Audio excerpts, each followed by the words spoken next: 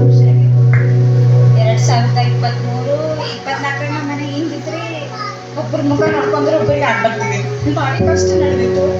Financially B ನಮ್ಮಲ್ಲಿ ಏನು ಕಾಸು ಇರ್ತಿದ್ದಿಲ್ಲ. ಮಾಡಿದ ಕೆಲಸ ಎಲ್ಲ ಲಾಸ್ನಾಗೆ ಹೋಗ್ತಿತ್ತು. ಮಕ್ಕಳ ಆರೋಗ್ಯ ಸರಿ ಇದ್ದಿಲ್ಲ. ಬಹಳಷ್ಟು ಚಿಂತೆದಾಗಿದ್ದೆವು ನಾವು. ಸಡನ್ಲಿ ಬಂದರು ಆಟೋಮೆಟಿಕ್. ಒಂದು ಸರಿ 1-2 ಸರಿ ಬಂದರು ಪ್ರೇಯರ್ ಮಾಡಿದ್ರು. ನಾವು ಭೀ ಪ್ರೇಯರ್ ಮಾಡ್ತಾ ಇರ್ತಿದ್ದೆವು. ಎಷ್ಟು ಕಷ್ಟ ಆಗ್ತಿತ್ತು ಒಂದೊಂದು ಸರ್ತಿ ದೇವರಿಗೆ ಜೀವನ ವ್ಯರ್ಥ ಆಗೋದು. ಮರಣ ಹೊಂದ್ಕೋಬೇಕಂತ ಟ್ರೈ ಮಾಡಿದ್ನ ಎಷ್ಟೋ ಸರಿ. ಇದು ಒಂದು ಅದ್ಭುತ ಕಾರ್ಯ ಆಗ್ಯದ. ಈಗ ನಮ್ಮ ಮನೇಲಿ ಶಾಂತಿ ಸಮಾಧಾನ, ನಮ್ಮ ಮಕ್ಕಳ ಆರೋಗ್ಯ ಪ್ರಾರ್ಥನೆ ಅದ. ಅವ್ರ ಪ್ರಾರ್ಥನೆ ಬಹಳಷ್ಟು ಮೀನಿಂಗ್ಫುಲ್ ಅದ. ಇಂಥ ಒಂದು ಹಳ್ಳಿಯ ಪ್ಲೇಸ್ನಾಗ ಒಂದು ವಾಕ್ಯಗಳ ಅರ್ಥ ಯಾವ ರೀತಿ ಬೆಳೆಸಿ ಹೇಳ್ತಾರ ಅದು ಆತ್ಮಕ್ಕೆ ಮುಟ್ಟ ಹಾಗಲ್ಲ.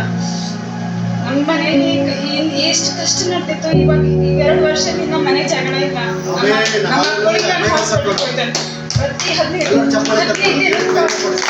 ತಿಂಗಳಿಗೆ ನನ್ನ ಮಗಳಿಂದ ಹಾಸ್ಪಿಟಲ್ ಕರ್ಕೊಂಡು ಹೋಗ್ತಿದ್ದೆ. ಎಲ್ಲ ರೀತಿಯಲ್ಲಿ ನಮ್ಗೆ ಬಿಡುಗಡೆ ಆಗಿದೆ.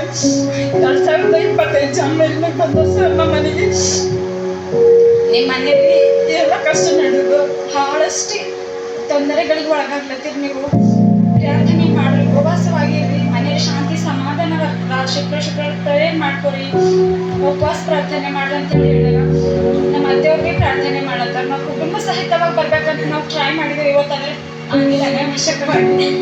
ನಮ್ಮ ಮನೇಲಿ ಇವಾಗ ಶಾಂತಿ ಸಮಾಧಾನ ನೆಮ್ಮದಿ ಅದರಿ. ನಮ್ಗೆ 2 ಮಕ್ಕಳು, ಇನ್ನೊಂದು ಮಗು ಆಗ 3 ತಿಂಗಳಾಯ್ತು. ನನ್ನ ಮಗನಿಗೆ ಆಪರೇಷನ್ ಮಾಡ್ಕೊಂಡಿದ್ದೆ.